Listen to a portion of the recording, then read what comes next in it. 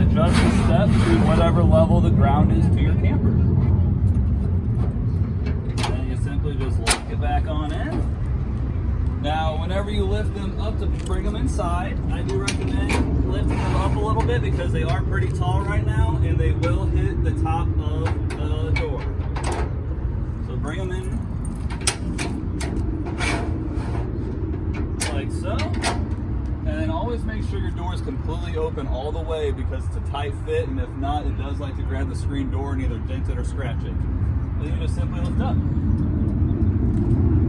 That's what it looks like in. I do recommend on a rainy day maybe rolling out your awning a little bit and trying to dry them off the best you can, because when you go to swing them up, if they're all wet, the water's going to go right inside your camper. And to bring them down, you just pull them on down. And I recommend always pulling them down to where they're not on the ground yet, because you want this level with the door, because if it is up a little high, whenever you go to shut the door, it's going to grab your main door and also put a nice dent in it. Bring it down, let them hit the ground.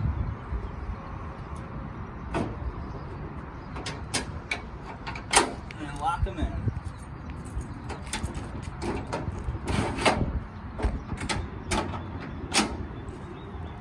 The awnings, I recommend to, whenever you're rolling them out, roll them out to where the flange is pointed straight down to the ground. That is the tightest, most best position. And to adjust them, some of them might need a ladder or two because it is kind of tall, but you simply just pull down on one arm or both, which will lower it down. I do recommend having them at an angle when it's raining out or just in general, so if it does start raining, the water will run off one side without pulling up and possibly tearing your fabric, or it dropping about 10 gallons of water on your head as you walk out.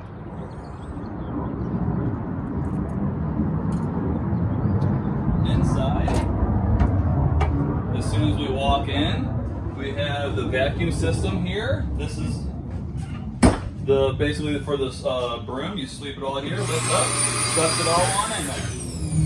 The other port is for the just the connections that we have underneath your bed. You simply plug it in and you'll be able to vacuum the whole coach with that. Fire extinguisher by the front door as well. And then your inverter system is right here. I recommend just always having it on for the chance that you do lose power in the middle of the night or something goes wrong. The inverter will pick up and keep the refrigerator running so your food doesn't spoil. Over here is basically the control panels. This right here is the fuel pump to fill your toys in the back. You turn it on, the light kicks on, letting you know that the pump is running, and it will run until you're done filling, and I just come back in here and shut it back off so you don't burn up the pump. This right here is for the fan located in the kitchen area. To operate it, you just hit vent open, because it is a little tall, so you won't be able to get up there and crank it up, and then you turn the fan on. The fan, as you can see, has 1, 2, 3, and 4. You tap it and it'll go through the speeds, and whenever you are ready to bring it down, if you turn just fan off, it's going to turn the fan off and lower the vent lid. If you don't have the fan on and want to bring it down, you just hit vent closed and it will shut on down. It does also have a water sensor on it, so if you do have it open and you are using it and it does start raining, it will automatically close, so if you're not here at the camper. The monitor panel, so you hit home, and it has basically everything. You got your ACs and furnace, all your lights, the motions, which are going to be like your leveling system here. You scroll down and it's going to have awning 1 and 2, and then slide out 1, 2, and 3. You hit the water. This is your whole water system. Right now your fresh tank is at 2/3 full. The water pump, since it's blue, is on, and the electric side of the water heater is on because it is also blue. And then you got your 2 grays and your 2 black tanks, which are empty right now. To turn the water heater on gas, you simply hit the flame side, and as long as you have the gas lines purged and your propane tanks on, it'll light right up and start heating the water. And then you have tank heaters here, which are 12-volt heating pads on all of the tanks, even your fresh tanks. So if you're camping somewhere around the freezing point, it will prevent them from freezing up and causing damage. thermostat here, you got main AC, second AC, and the third AC. So the main AC is the one in the middle, the second AC is the one in the master bedroom, and the third AC is the one in the rear cargo area.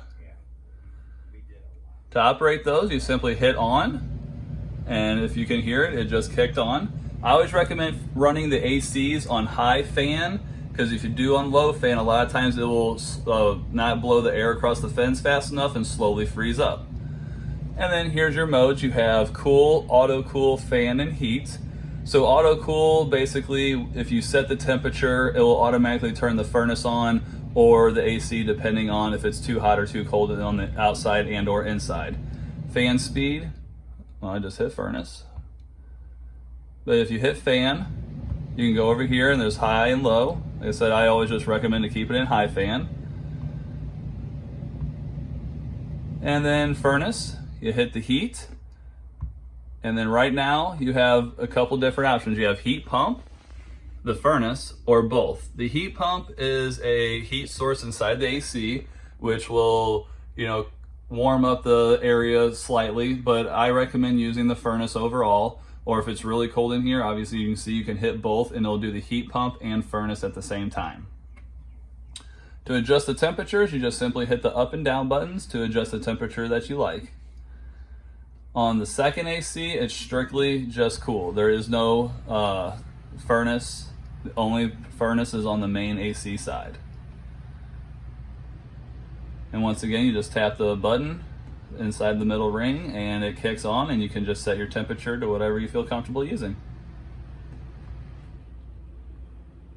When they're blue or red, they're activated. When they're gray, they are turned off. The light systems here, you got the bedroom light, living room light, hallway entry, slide outs, upper accent, kitchen accent, and the security light outside, and awning and steps, and then awning 2, the cargo area and the ramp area. The reason that these have lines on them is because you can adjust them. You can do the living room. So you can adjust them. They're basically dimmers. You can have it very bright or dim it down to whatever level you enjoy. As you can see, whenever they're on, they're blue. When you kick them off, they go gray.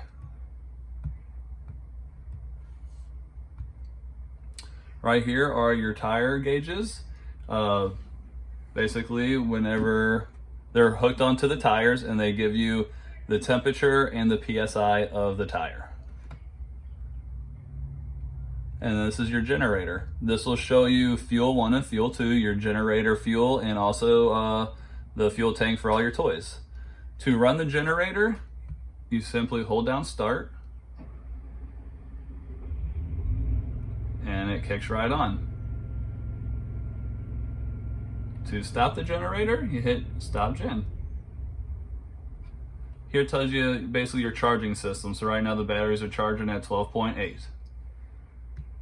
And then basically whenever you hit home, it shows you some outside temperature, and you can get to everything quickly. You can get to the cooling system quickly, your lights, your slide outs and your awnings, the generator, and all your tanks. Down below also does the same thing. You got light 1, light 2, light 3, and light 4. This up here where it says lights, if you hit off, it shuts off all the lights inside the camper in the main ceiling area.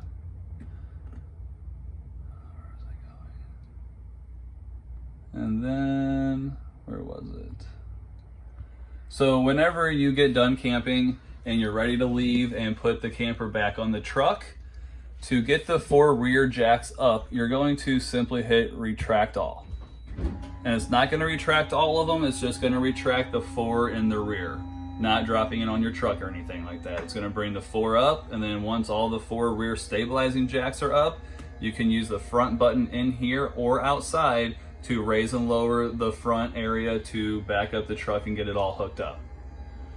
If for some reason you're leveling the coach and it gets into what we call like a lockout mode, to where there's not enough stroke in the jacks and you need some more stroke in it, where you need to put a block underneath of it or whatnot, you're going to hit retract all, and that is going to bring all the jacks up, taking it out of lockout mode so you can put some blocks under there or whatnot, and then hit auto level again, which will bring the jacks down onto the blocks, hopefully having enough, you know, enough play to get everything level like it needs to be.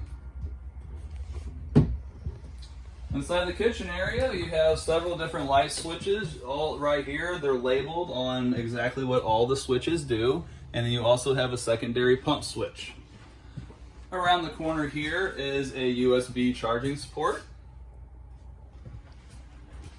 And then you have your kitchen sink here. This water spigot is also hooked to the fresh 5-gallon jug underneath, as well as the refrigerator.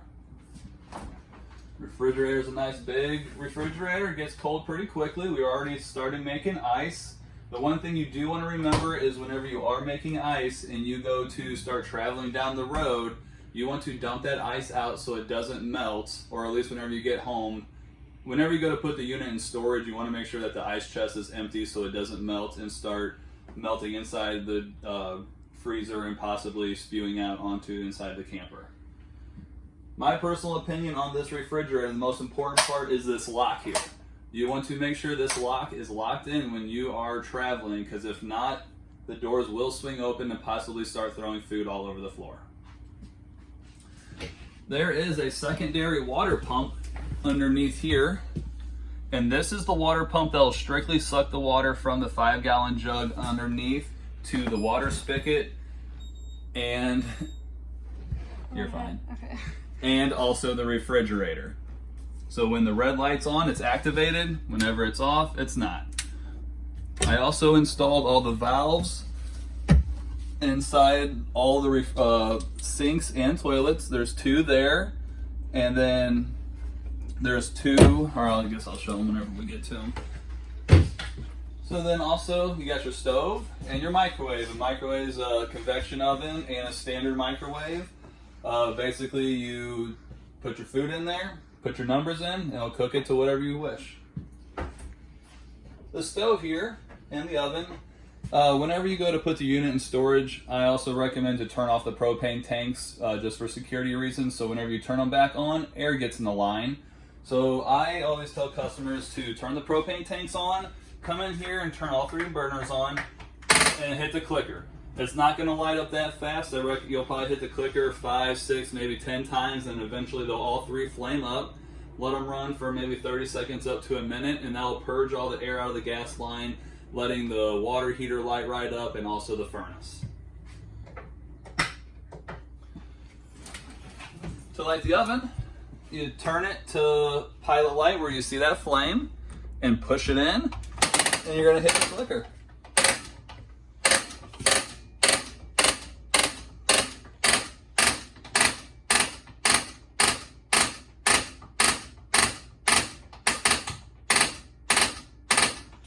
Don't be discouraged. It takes that amount of time on all of them. That's just how they work. Once you see that little blue flame down there, I usually hold it down for a couple more seconds, let go, and then turn it to the temperature you want to cook at, and it'll flame on up.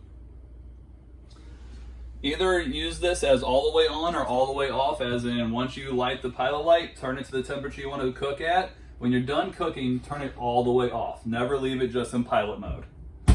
And you have these cool lights here. One just lights up all the handles or all the knobs, and the other one lights up the knobs and the inside of the stove.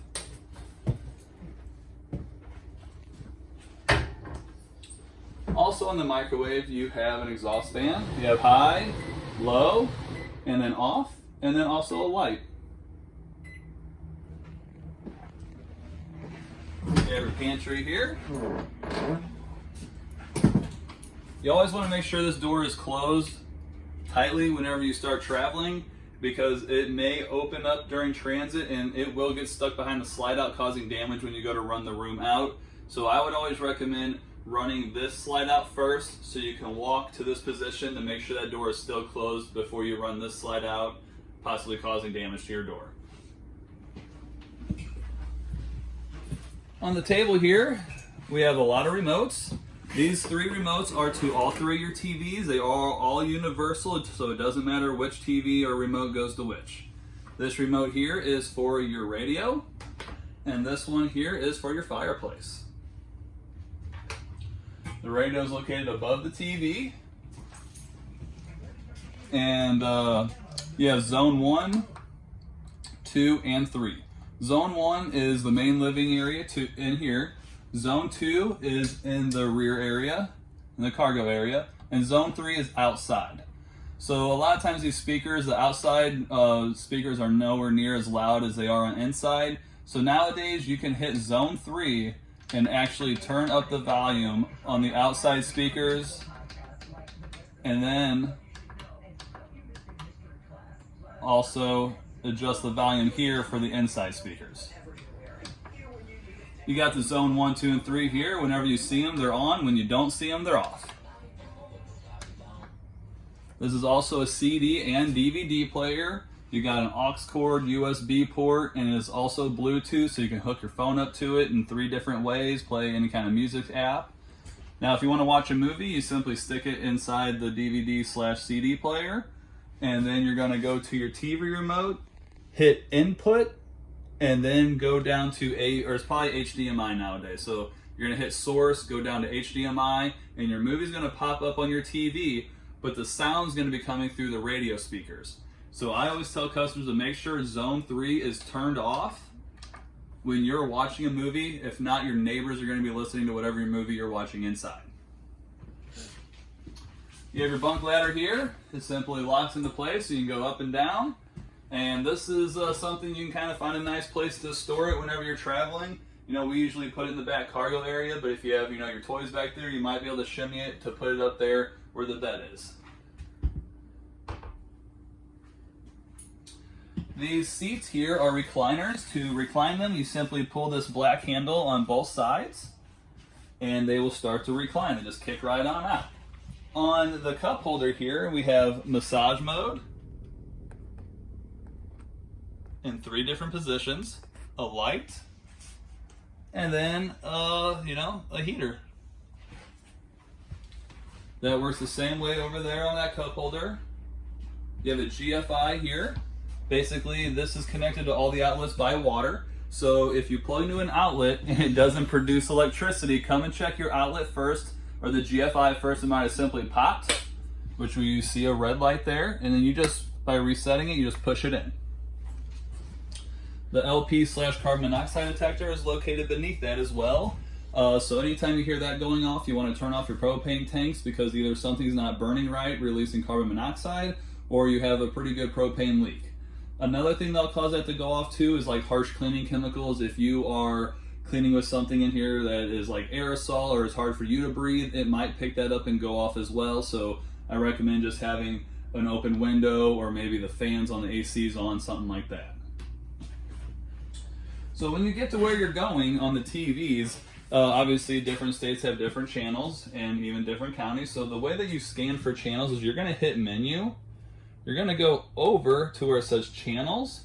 We're on air now. We're going to go down to auto scan, hit OK, OK. And that's going to start scanning the airwaves for whatever TV channels it can pick up in your local area. On top of the ceiling here, we have the smoke detector here, battery operated, so when it starts chirping, you want to replace the batteries. And then this right here, there's one here and on the other side of the ceiling. Those are your return airs for your AC, which you want to take down and clean every so often and put back up.